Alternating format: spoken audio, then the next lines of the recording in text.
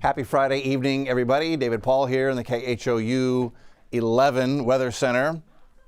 This is a bonus weekend, beach weekend, mid-80s, flirting with record high temps this weekend. If you are a fan of summer, this is a rare weekend in November to go enjoy the coast. Bolivar, Galveston, Surfside, gorgeous. Beach weekend for sure. Surf temperature is in the low 70s, so it's comfortable to swim. We'll look at all the details for the coast here in just a minute. Record warmth inland is expected or near record warmth. And then this rain chance we've been advertising for late next week, it's still in the cards. And in fact, there may be 2 rounds late next week. And we need the rain. We'll take a look at the drought update here as well. Man, what a gorgeous evening it is down in Galveston. This is live. Pleasure Pier, that swing, that goes way up there. But man, it's a great evening to be out. Lots of folks there on Seawall Boulevard here on this November Friday evening taking advantage of the weather down along the coast. This weekend, waves 2 to 3 feet. That's nice. Wind southeast 15 to 20 at times. Water temp 73. That's comfortably cool. With a high temp 75 to 80. Great. That's perfect. So that's on the coast, high 75 to 80. On the inland areas, it's warmer. Saturday high of 84, warm and breezy. Now, Saturday's record high is 88, so that's safe. Sunday, the record high is 85. We're forecasting 86, so we're forecasting a record high on Sunday. So overall, warm and breezy, bonus summer weekend here in the middle of November. Outside right now, it is just the most beautiful evening in Houston. 72 in Galveston, Pearland is 73, Sugar Land is 74, Huntsville is 76. Got that onshore flow. Look at the buildings on the west side here just shimmering. The Galleria area is showing off tonight. A little bit of fog, a little bit of patchy fog in our area tomorrow morning. Not much. But heads up. I know a lot of you, for one reason or another, you got to leave before sunrise. Got to take an early trip out 290 to Austin, going out I-10 towards San Antonio and Seguin. That's where the sunrise fog could get real thick in spots. So be careful. I've actually made that trip on I-10 this time of the year. 3, 4, 5 in the morning, and the fog right in here right before sunrise can get real thick. I remember it around Seguin being super thick. You get toward the river there, so be really careful. It can creep up on you there if you're driving west and all of a sudden your visibility drops toward sunrise. And then it'll burn off quickly.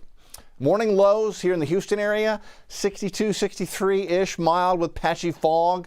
Copperfield 61, Sunnyside 62, Galena Park 62, Acres Home 62. You know, it's pretty good if you're a runner and you got to get some miles in. I know we got the marathon coming up here in a month or so.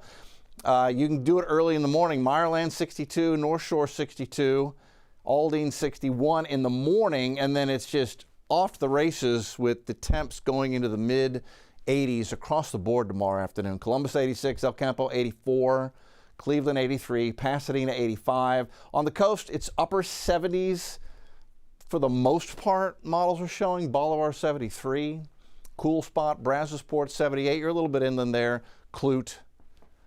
You know, the drought continues to be bad. This is the update drought monitor report. We get it once a week on Thursday. So we got this Thursday. This is this week's Thursday's update. And the change is that the drought expanded. Instead of just moderate drought across Montgomery County, it upgraded to severe drought. And the severe drought encroached to the east across a big chunk of Fort Bend County as well. Houston area in a moderate drought, that didn't change. But overall, you know, we didn't get much rain. So we're continuing to expand the dryness. Now, it's not super bad yet.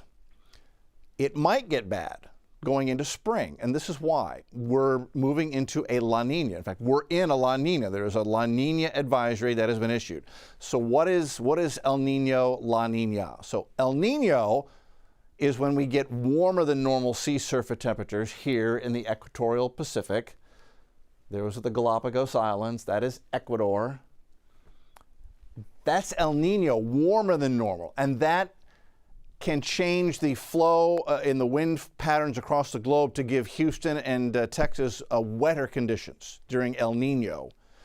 But we're in La Niña. It's exactly the opposite. The trade winds are blowing strong enough right now, and they've already done this. They've blown that warm water to the west, and it's allowed colder water from deep down to upwell to the surface, and that has chilled the surface of the equatorial Pacific.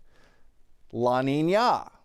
So instead of wetter conditions for Texas, we get drier and warmer conditions in general. When we get La Niña in winter, this is the result for Texas and Houston, drier and warmer. And again, it doesn't mean you can't get an Arctic outbreak for a day or two. Doesn't mean you can't get a couple of wet days. But in general, when winter's all said and done, usually we are drier and warmer. So if that does settle in fact, if we're really below normal rainfall over the winter, we're going to go into spring really dry, and that's when we really need the moisture for growing season, and all agricultural interests of all kinds need the water. And that could set up a lot of issues across Texas for ranchers and farmers, and for you as well. We'd be spending a lot of money watering our yards and whatnot. So that's got implications further out. I like to kind of pay attention to longer range trends so you don't get caught off guard, and neither do I. So rain chances short term, nothing through the weekend. That warm weather continues. But Thursday, that looks like the day when we're going to get this west coast trough arriving finally off the Pacific and give us a decent chance for rain. So let's look at that. So if you remember the La Niña map, the jet stream pattern kind of going like that, well, that's exactly what we have right now. And what is this? This is a ridge. And that ridging pattern in the upper level winds gives us, along and below it, drier and warmer than normal conditions, which is exactly what we're seeing right now. What you need is troughiness. Like here's a trough sitting off the east coast. See the rain associated with the dip, the trough, and the upper level winds? Well, look out west. We've got one of these troughs. There it is. So we've got rain out here. This has already caused some heavy rain in California the past 48 hours. And this is now cutting itself off from the main jet stream. It's going to cut off, that little spin going to cut off, and it's just going to sit here, and it will bring rounds of rain to California. They've got a mudslide threat and a heavy rain threat across California over the weekend because of that wet troughiness. Well, that will finally get a kick, and it looks like it's going to be Thursday that we get widespread rain, a good chance for that across east and southeast Texas. Now, this particular model has updated in the past hour. And see how I've left in, you can just kind of see the flow. I faded it out so we can see the rain a little bit easier on this map. But see the trough? And that's not just a trough, that is a trough whose axis is tilted negatively. That's a negatively tilted trough. If that verifies where, see the trough axis is northwest to southeast? Usually troughs are oriented with trough axis northeast to southwest, but you get a northwest to southeast axis trough. That is what we call a negatively tilted trough. I'm just kind of noticing it because what it results in is this spreading, this split jet pattern out ahead of it where East Texas will be. That could be heavy rain, that could be a strong thunderstorm. If that pattern verifies with the negatively tilted trough going into Thursday, we shall see. It's always something.